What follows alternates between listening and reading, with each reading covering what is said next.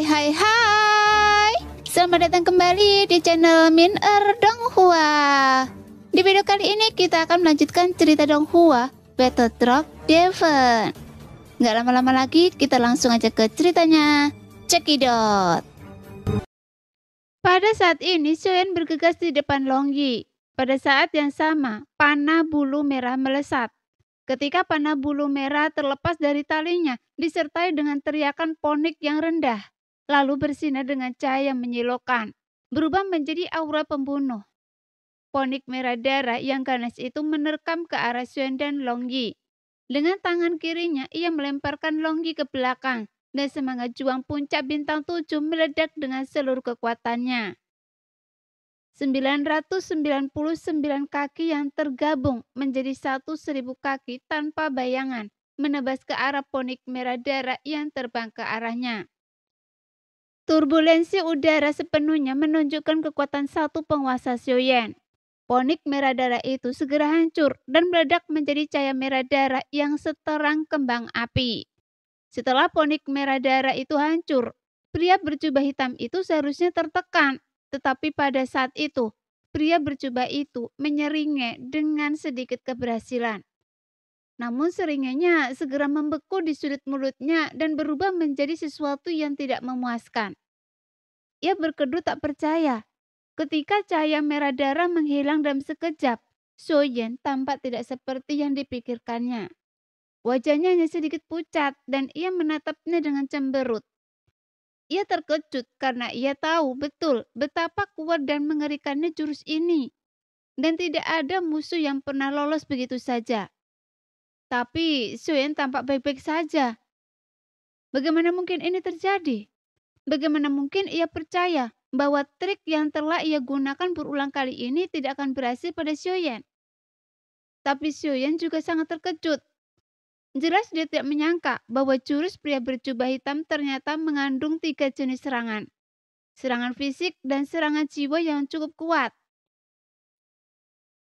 Meskipun serangan fisik dan serangan jiwa tidak menimbulkan ancaman apapun bagi Xiaoyan, tetapi Xiaoyan merasa bahwa kekuatan jahat telah menyerang tubuhnya melalui cahaya merah darah yang mekar.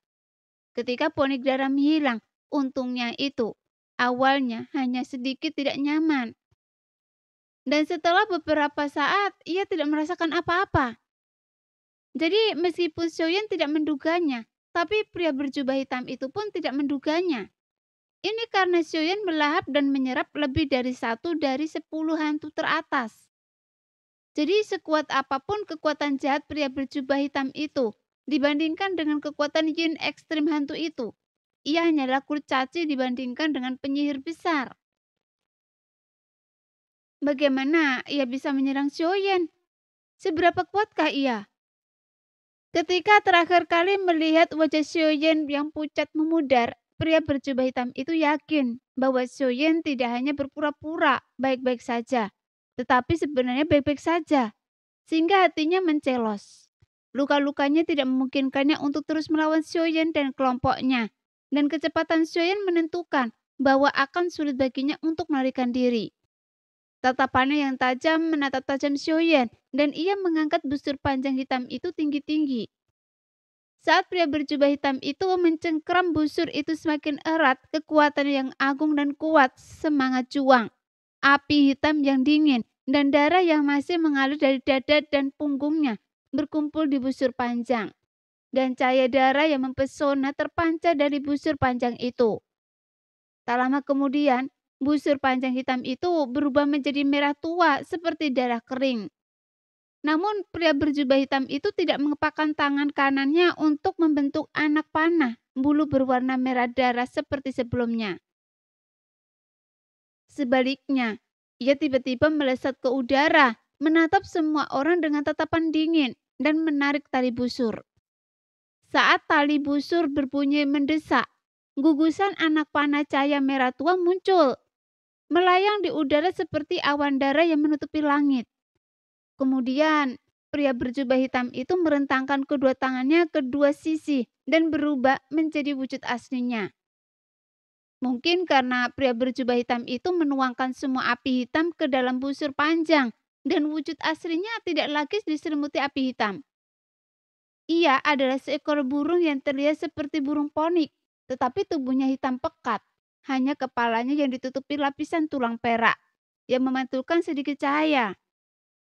Ia tidak memiliki kecantikan seindah burung ponik dan juga tidak memiliki aura bangsawan ponik. Jika ia memiliki aura bangsawan ponik, jika matanya tidak dingin tetapi memandang rendah segala sesuatu seperti ponik, orang-orang akan mengira ia adalah ponik hitam. Faktanya, nama burung ini mengandung kata ponik dan ia disebut ponik hantu tulang busuk. Ponik hantu tulang busuk adalah monster yang terkenal kejam di zaman kuno. Alasan mengapa ia terkenal adalah karena ia dapat berubah menjadi cahaya darah. Jurus ponik itu, dan jurus itu disebut panah ponik berdarah. Jurus ini menggunakan darah ponik hantu tulang rusuk untuk membentuk panah berbulu merah yang dapat berubah menjadi ponik merah darah. Jurus ini dapat memberikan serangan fisik dan spiritual kepada musuh. Lebih lanjut, cahaya darah yang dilepaskan setelah ponik merah darah hancur mengandung kekuatan jahat dari darah ponik hantu tulang rusuk.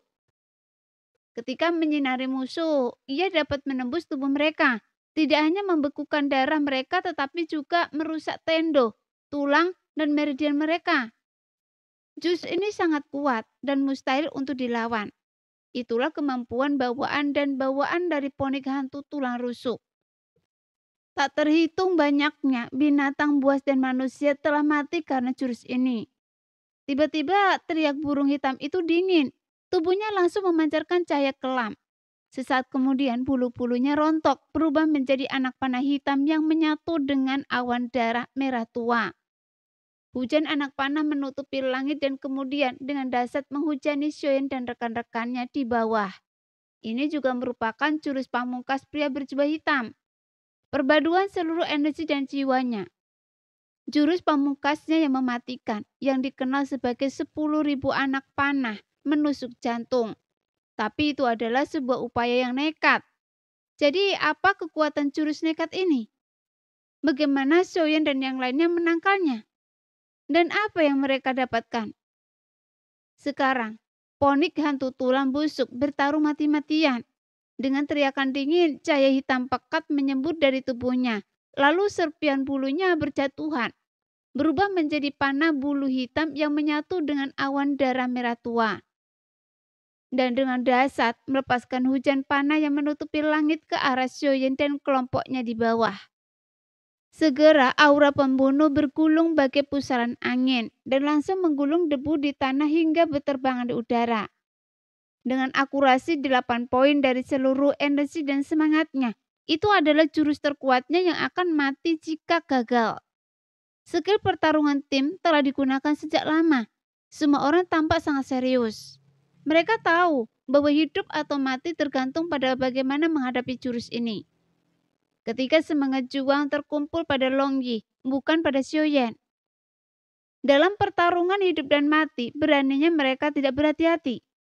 Ponik hantu tulang busuk bertarung dengan putus asa dan ketajamannya begitu tinggi. Sehingga Xiaoyan harus mengasahnya terlebih dahulu jika tak mampu menghindar. Barulah ia bisa memenangkan pertempuran. Dan satu-satunya yang nyaris tak mampu menghadapinya hanyalah Long Yi. Semangat juangnya membuncak dan kilat menyambar, mengembara di atas armor pertempuran Dewa Petir.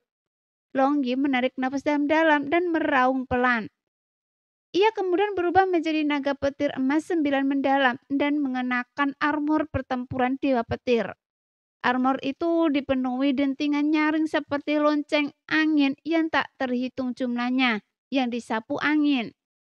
Panah bulunya hampir setara dengan kaliber bintang 8. Tetapi satu pun bahkan tak makan mampu menggores naga petir emas 9 mendalam yang sudah berada di level bintang 7. Yang menakan armor pertempuran Dewa Petir. Bahkan 100 pun tak akan menjadi ancaman besar. Namun panah bulu 10.000 penusuk jantung milik ponik hantu tulang busuk berjumlah ribuan. Naga guntur emas 9 mendalam hanyalah bintang 7 menengah. Jadi sekuat apapun pertahanannya, ia akan kesulitan mempertahankannya. Lebih lanjut, kekuatan jahat dalam hujan panah menembus baju zirah dan menembus tubuhnya secara signifikan, memperlambat dokinya. Wajah naga guntur emas 9 mendalam bersinar kesakitan. Bibirnya berubah ungu, tubuhnya gemetar dan perlahan-lahan melemah. Melihat kondisi naga guntur emas 9 mendalam, Xiaoyan diam-diam berteriak ketakutan. Ia tahu bahwa Longyi, seperti dirinya, telah diserang oleh kekuatan doki angin hantu pembusuk tulang yang aneh dan jahat. Xiaoyan tidak yakin bagaimana ia bisa melawan kekuatan jahat ini. Mungkin karena konstitusinya, dokinya atau garis keturunannya. Namun dilihat dari kondisi naga guntur emas 9 mendalam, Longyi tidak bisa. Jadi dia siap menyelamatkan Longyi kapan saja. Namun naga guntur emas 9 mendalam tetap tegak.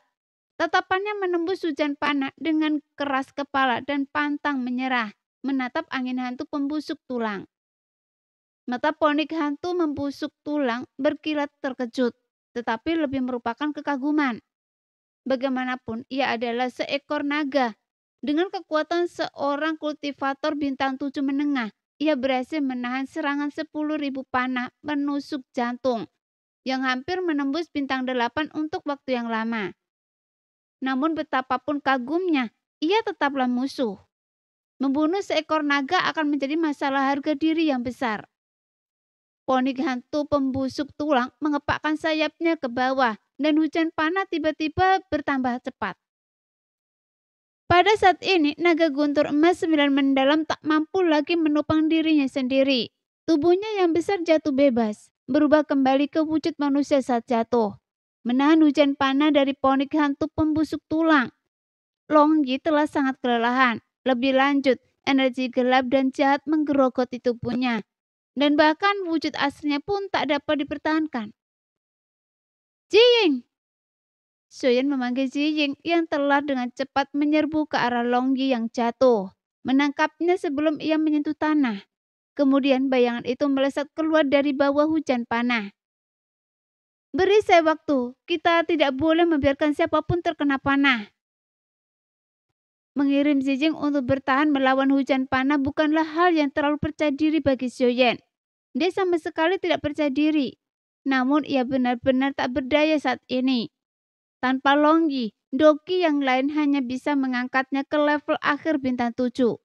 Dengan kekuatan akhir bintang 7, hampir mustahil baginya untuk mengalahkan ponik hantu tulang busuk yang hampir mencapai bintang 8. Terlebih lagi, tubuh Longyi terkorosi oleh energi gelap dan jahat itu. Jika energi itu tidak segera dihilangkan, tidak jelas berapa lama ia bisa bertahan. Pertama-tama, ia harus menemukan cara untuk membantu Longyi melenyapkan kekuatan jahat di tubuhnya dan memungkinkan Longyi pulih sesegera mungkin. Namun di antara yang lain adalah yang lebih cocok daripada Jiying.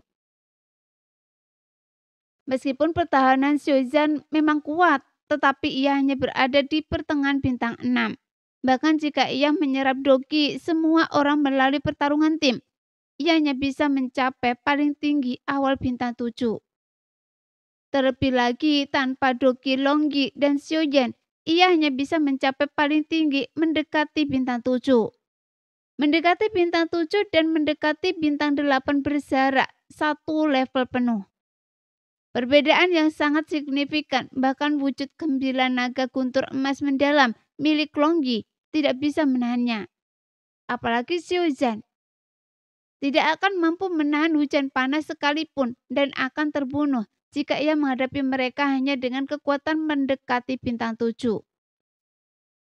Meskipun pertahanan Jiying jauh lebih rendah daripada Xiaozan, ia berada di puncak bintang 6. Bahkan hanya dengan doki Qingmu'er, Nan Erming, Feng Feng dan Xiaozan. Dalam pertarungan tim, ia masih bisa mencapai awal bintang 7. Ada perbedaan mendasar antara mendekati bintang 7 dan awal bintang 7. Dan yang terpenting, Jiying memiliki domain es dan salju serta zirah batu untuk memberinya perlindungan. Terlebih lagi, tubuh Jiying yang sangat yin mungkin kebal terhadap pengaruh jahat. Jadi Xiaoyan tak punya pilihan selain mengambil resiko ini. Segera semangat juang tim langsung tersalurkan kepada Jiying. Saat Jijing naik dari puncak bintang 6 ke level awal bintang 7, gumpalan kabut putih berputar di sekelilingnya, membentuk penghalang kabut putih di atas kepalanya. Jijing segera mengaktifkan domain es dan salju. Dengan kecepatan dan kelincahan Jijing yang seperti hantu, menghindari hujan panah memang mungkin. Tetapi ia juga harus melindungi yang lain. Jadi ia terpaksa menggunakan jurus ini. Satu-satunya hal yang Jijing dan Xiaoyan ragukan adalah apakah domain es dan salju bintang 7 milik Jijing mampu menahan hujan panah bintang 8 dari ponik hantu tulang busuk. Karena itu hanya kabut. Jadi tak seorang pun akan percaya bahwa kabut mampu menghalangi hujan panah. Ponik hantu tulang busuk tentu saja juga tidak mempercayainya. Mencibir dengan nada menghina. Namun, ia tak pernah menyangka kabut putih yang membumbung tinggi itu langsung membeku menjadi es, membekukan setiap anak panah yang melesat. Karena terkejut tak percaya, Ponik hantu tulang busuk segera meningkatkan dokinya.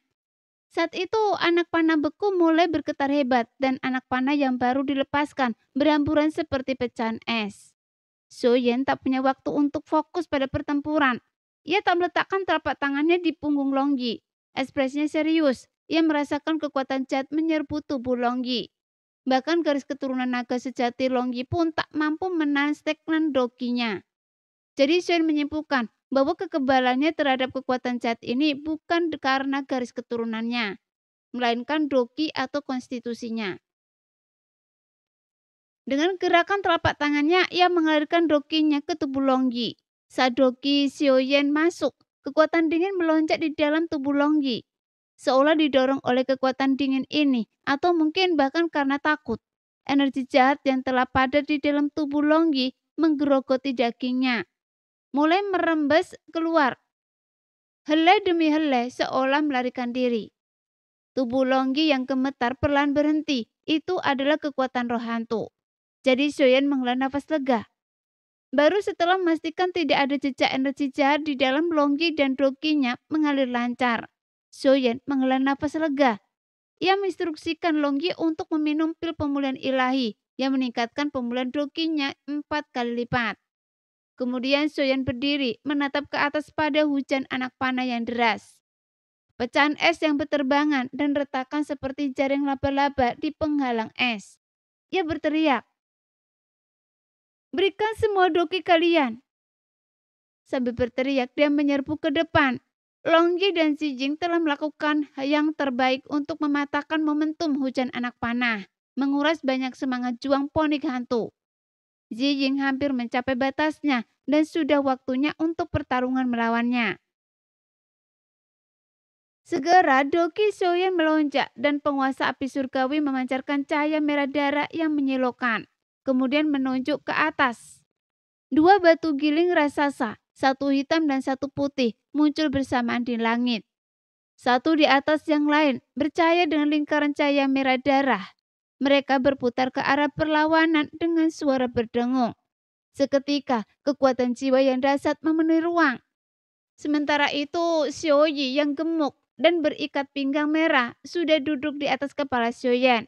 Wajahnya serius saat ia membentuk segel tangan. Teratai api merah darah seukuran wastafel mulai memadat. Tanpa dukungan doki Jijing, penghalang es itu langsung runtuh, mengirimkan hujan panah yang melesat ke arah Xiaoyan. Suara ledakan menggema di udara dan semburan cahaya hitam dan merah darah meletus seperti kembang api. Penguasa merah darah itulah yang menangkis hujan panah. Setelah menangkis hujan anak panah, Xiaoyan terpental mundur 100 kaki sebelum akhirnya berhasil menstabilkan diri. Pakaiannya compang-camping, dadanya sesak, wajahnya sepucat salju. Semburat merah menetes dari sudut mulutnya. Di atas, Xiaoyi telah menghilang. Ia pertama kali menggunakan teknik pertarungan jiwanya untuk melancarkan serangan jiwa pada ponik hantu tulang busuk, yang seketika mengurangi kekuatannya. Kemudian, dengan sekuat tenaga, ia menangkis setiap anak panah. Xiaoyan telah mengerahkan seluruh kemampuannya. Jika ponik hantu tulang busuk melepaskan rentetan anak panah lagi, bahkan hanya sekitar 100, dia pasti langsung membunuhnya. Sayangnya, tak ada pilihan lain. Di kejauhan, sebuah bola api hitam berjatuhan di udara. Mustahil untuk melihat apa yang terjadi di dalam. Hanya jeritan kesakitan yang menyayat hati yang terdengar dari dalam. Api yang dipadatkan oleh Xiaoyi lah yang telah menghantam Ponik hantu tulang busuk. Membakar dengan dahsyat. 10.000 anak panah menebas jantung adalah jurus yang hanya digunakan Ponik hantu tulang saat putus asa. Jurus ini mewujudkan seluruh energi dan semangatnya. Jika tidak dipatahkan, ia akan menghujani musuhnya dengan panah tanpa henti. Menempatkan musuhnya dalam situasi yang sulit. Namun jika dipatahkan, ia akan melemah. Kekuatannya berkurang 70% dan ia tidak akan mampu lagi melepaskan 10.000 anak panah menebas jantung. Dengan kekuatan kuasi bintang 7 telah berkurang 70% yang menempatkannya di antara puncak 6 bintang dan tahap awal 7 bintang. Siapapun yang dapat melepaskan 10.000 anak panah menebas jantung darinya, seharusnya setidaknya mencapai puncak bintang 7. Dengan kekuatan kuasi bintang 7 menghadapi musuh yang setidaknya mencapai puncak 7 bintang. Apalagi yang bisa dilakukan selain menjadi kambing hitam. Oleh karena itu, 10.000 anak panah menebas jantung adalah jurus yang pada akhirnya akan membunuhnya jika gagal. Api surgawi Xiaoyan yang menyatu sangat kuat, bahkan menyaingi api surgawi peringkat kelima, dan itu adalah api yang sangat panas. Dengan tubuh Yin Ponik hantu tulang busuk, bagaimana mungkin ia mampu menahan terbungkus dan terbakar olehnya? Pada saat ini, semua orang mengerumunin Xiaoyan, menatap cemas bola api yang berputar-putar di udara. Baru setelah bola api mencengkram jantung, jatuh dari langit, dan setelah jeda yang lama masih tak tergerak. Kaki semua orang menyerah dan tertunduk di tanah. Akhirnya mati. Mata King Mu'er berbinar-binar dengan air mata. Iya, akhirnya mati. Binatang hantu ini sangat sulit dibunuh. Xiaoyan terengah-engah, masih merasakan ketakutan yang tersisa. Jika Long Ye dan Ziying tidak menghabiskan banyak semangat juangnya terlebih dahulu, akan sulit untuk mengatakan siapa yang akan menang pada akhirnya. Iya, King Mu'er mengangguk. Senyum menawan tersungging di bibirnya. Beri hadiah pada Long Ye dan Ziying. Kalian hanya bisa mendapatkan tempat kedua kali ini. Bagaimana dengan kalian? Soizan, Nan Erming, dan Feng Feng? Tanya Xuan sambil tersenyum. Mereka... King Mu'er memutar bola matanya lalu berkata sambil tersenyum. Meskipun mereka tidak berkontribusi apapun, kita telah bekerja keras kan? Jadi penghargaan untuk kalian bertiga dan hasilnya untuk kita berempat. Semua orang tertawa dan sisa ketakutan di hati mereka lenyap bersama senyuman ini. Mereka tak kuasa menahan diri untuk melihat mayat Ponik hantu tulang busuk tak jauh dari sana, yang telah terbakar menjadi bola arang hitam oleh api surgawi. Itu adalah monster semi bintang 8, dan ini pertama kalinya semua orang membunuhnya dengan kucing. Dan sangat sulit untuk dibunuh. Kemungkinan besar itu adalah level raja.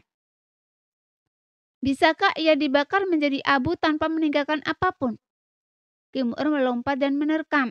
Semua orang mengikutinya dari dekat. Sebelum ia mendekati tubuh Ponik hantu tulang busuk, King Mu'er dengan cemas mengibaskan lengan bajunya. Abu arang hanyut bersama burung Ponik, memperlihatkan inti sihir yang terang. Dan bahkan sebelum mendekati mayat Ponik hantu tulang, King Mu'er dengan cemas melambaikan tangannya. Abu arang melayang tertiup angin, memperlihatkan inti sihir kristal dan tulang belakang sepanjang lebih dari 2 kaki. Selebar sekitar 1 jari, berkilauan dengan rona merah darah yang memikat. King Mu'er bergegas untuk mengambil inti sihir itu, wajahnya dipenuhi dengan sukacita. Selama inti sihir itu masih ada, sisanya akan hilang. Namun Xiaoyan menghela nafas, merasa sangat menyesal. Esensi dan darah dari binatang iblis hampir bintang 8 adalah bahan obat yang sangat langka dan telah terbakar begitu saja bersama dengan kulitnya. Hanya 1 tulang belakang yang tersisa. Bagaimana mungkin ia begitu rentan terhadap pembakaran? Tetapi mengapa semua tulang lainnya terbakar, tetapi yang ini tetap utuh? Suyen bingung dan semua orang mulai merasa benar-benar aneh. Sesuatu yang tidak biasa pasti salah. Feng Feng mengajukan hipotesis yang berani. Tulang belakang ini memberi saya perasaan yang sangat menakutkan. Jadi saya bertanya-tanya, mungkinkah setelah binatang iblis itu meninggal, tulang belakang ini menyerap semua darah dan seripati dagingnya, sehingga ia bisa bertahan hidup? Spekulasi ini terdengar omong kosong. Bukankah itu berarti tulang belakang ini spiritual? Apakah binatang iblis ini sebenarnya inangnya? Kita akan tahu kalau kita mencobanya. Shen mengeluarkan sepotong darah binatang iblis bintang 6 dari cincin penyimpanannya dan menuangkannya ke tulang belakang. Darah binatang itu dengan cepat diserap oleh tulang belakang dan warna darah tulang belakang yang mempesona menjadi semakin merah. Saat tulang itu menyerap darah, semua orang tercengang. Mungkinkah ia juga menyerap darah dan esensi daging seperti yang diduga Feng Feng? Shen kemudian menarik mayat binatang iblis puncak bintang 6 dari cincin penyimpanannya. Saat Shen meletakkan mayat binatang iblis puncak bintang 6 itu di tulang belakang, mayat itu mulai layu dan layu hingga menjadi mayat yang layu. Warna darah tulang belakang kemudian semakin merah. Ya Tuhan, ia benar-benar menyerap darah dan esensi daging. Jadi, setelah menyerap energi yang cukup, akankah ia meregenerasi burung monster yang sama yang telah ia lawan dengan begitu keras sebelumnya? Jika iya, apakah ia akan menjadi burung remaja atau monster yang hampir mencapai bintang 8? Rasa ingin tahu berkobar di mata semua orang. Menatap tulang punggung berdarah di tanah. Semuanya tenang, kata Xiaoyan, mencoba menenangkan diri. Saya rasa kita semua ingin melihat hasil akhirnya kan? Menghadapi anggukan penasaran yang tak terkendali dari kerumunan, Suen dengan tenang berkata, kalau begitu, kita harus mempersiapkan menghadapi kemungkinan ia meregenerasi monster yang hampir mencapai bintang 8. Baik, Nan Erming langsung setuju. Pertama, kita akan menggunakan kemampuan bertarung tim kita untuk memberi Tuan Muda Doki. Jika aura burung monster yang terlahir kembali itu kuat, Tuan Muda akan langsung memusnahkannya. Kita juga perlu memanggil Xiaoyi, tambah Xiaozhan. Ya, Xiaoyan mengangguk. Sebelum itu, kita perlu memulihkan kondisi kita ke kondisi puncak. Longgi, Anda minum pil pemulihan ilahi tadi, dan Anda dalam kondisi puncak sekarang. Jadi Anda harus berjaga-jaga untuk semua orang. Setelah sehari semalam, semua orang telah kembali ke kondisi puncak. Pertama, sebuah teknik pertarungan tim dilepaskan. Kemudian, naga petir emas 9 mendalam berputar tak jauh dari tulang punggung berwarna merah darah, melindungi Kim Mu'er, Jiying, Xiaozhan, Nan Erming, dan Feng Feng. Shen berdiri di dekat tulang punggung berwarna merah darah, semangat juangnya meluap. Tubuhnya berkobar dengan api surgawi. Teknik pertarungan jiwanya siap menyala. Penguasa api surgawi yang perkasa melayang di atas tulang punggung berwarna merah darah. Xiaoyi duduk di atas kepala Xiaoyan, memadatkan teratai api berwarna merah darah. Seolah menghadapi musuh yang tangguh, Xiaoyan mengeluarkan sebotol darah binatang iblis bintang 6 dari cincinnya, memeriksanya dan menuangkannya ke tulang punggung berwarna merah darah. Seperti air yang dituangkan ke spons yang setengah meter isi. Darah monster dengan cepat diserap oleh tulang belakang berwarna darah. Warna darah tulang belakang semakin cerah. Xiaoyan kemudian mengeluarkan mayat monster puncak bintang 6 dan melemparkannya ke dalam. Setelah tulang belakang menyerap esensi daging dan darahnya, warna merahnya hanya semakin dalam. Tidak ada perubahan atau gerakan lain yang terjadi. Dia kemudian mengambil sebotol darah monster bintang 6 lainnya dan menuangkannya. Warna darahnya hanya menjadi lebih jenuh. Dia kemudian mengeluarkan mayat monster puncak bintang 6 lainnya dan melemparkannya ke dalam. Masih tidak ada gerakan. Apakah darah monster bintang 6 dan energinya tidak lagi cukup untuk mentransformasinya? Shen menggertakkan giginya dan mengeluarkan sebotol darah monster bintang 7. Seperti yang diharapkan, begitu darah monster bintang 7 dituangkan, dia langsung bisa merasakan tulang belakang berwarna merah bergetar karena kegembiraan. lapar dan haus. Ia melahap darah binatang buas bintang 7 dengan kecepatan yang bahkan lebih cepat daripada menyerap darah binatang buas bintang 6. Warna merah darahnya yang mempesona mulai menyala dengan ronawi yang lebih terang. Soyen sedikit bersemangat, segera mengeluarkan bangkai binatang buas bintang 7 dari cincin penyimpanannya. Setelah mengamati lebih dekat, ia melihat bahwa itu adalah raja ular bersayap ganda tingkat raja puncak bintang 7. Matanya berkedut dan ia segera menggantinya dengan yang lain, memastikan bahwa kali ini adalah badak raksasa bintang 7 tahap akhir. Ia mengeluarkan tulang belakang berwarna merah darah. Tubuh badak raksasa itu begitu besar. Daging dan esensi darahnya pasti telah mengalami beberapa transformasi. Xiaoyan dan yang lainnya menyaksikan dengan penuh harap. Namun saat bangkai badak raksasa itu benar-benar mengerut, tulang belakang berwarna merah darah itu hanya berubah menjadi merah menyala. Rona merahnya yang menyala sedikit menyilaukan. Berikan padanya bangkai raja ular bersayap ganda itu. Mendengar suara cemas King Mu'er di belakangnya, Xiaoyan dengan enggan mengeluarkan mayat raja ular bersayap 2 dari cincin penyimpanannya. Melihatnya, ia merasakan sakit hati yang mendalam. Cincin Xiaoyan hanya berisi mayat beberapa binatang bintang 7 dan raja ular bersayap 2 ini. Syarat dengan harta karun. Bagaimana mungkin ia tidak patah hati? Cepat berikan padanya, desak King Mu'er dari belakang. Xiaoyan memejamkan matanya sebelum dengan enggan melemparkan mayat raja ular bersayap 2 itu ke tulang belakang berwarna darah. Adegan berbeda pun terjadi. Tulang belakang berwarna merah darah itu mulai menggeliat, menusukkan sengat ekornya ke mayat raja ular bersayap 2. Menyerap esensi daging dan darahnya. Ia menyerapnya tidak secepat sebelumnya, tetapi perlahan tampak puas dan menikmatinya. Mungkin ia telah menyerap hampir semua energinya. Saat ia mulai memancarkan cahaya merah darah secara berirama, seolah-olah ia telah hidup kembali. Namun setelah menyerap mayat raja ular bersayap 2 ke dalam tulang itu, cahaya merah darah dari tulang belakang berwarna merah itu benar-benar memudar. Ia hanya tergeletak di sana, tak bergerak dan tak bernyawa. Tapi sepertinya masih belum puas. Xiaoyan merutkan kening, lalu mengambil sepotol lagi darah binatang buas bintang 7 dan dengan hati-hati menuangkannya ke tulang belakang berwarna darah itu. Namun darah monster yang mengalir di tulang belakang berwarna darah itu tetap tidak terserap. Seolah-olah sudah cukup terserap. Mungkin ia perlu mencernanya. Xiaoyan dan yang lainnya menunggu dengan sabar. Namun setelah menunggu lama, tulang belakang berwarna darah itu tetap tergeletak di sana, tak bergerak, seperti benda mati. Xiaoyan tak kuasa menahan diri untuk berteriak marah. Tidak mungkin, ia telah menyerap begitu banyak darah monster dan mayat monster kita, dan ia hanya bergerak sesaat lalu berhenti. Benar sekali, seru King Mu'er langsung menggema, menghentakkan kakinya dan marah. Sungguh menyanyikan perasaan saya.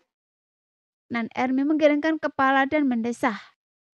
Sial, 2 mayat molu bintang 7, 2 botol darah binatang ajaib bintang 7, dan 3 mayat mosan bintang 6, dan 3 botol darah bintang ajaib bintang 6. Dan yang terjadi hanyalah membuatnya semakin merah. Sungguh rugi.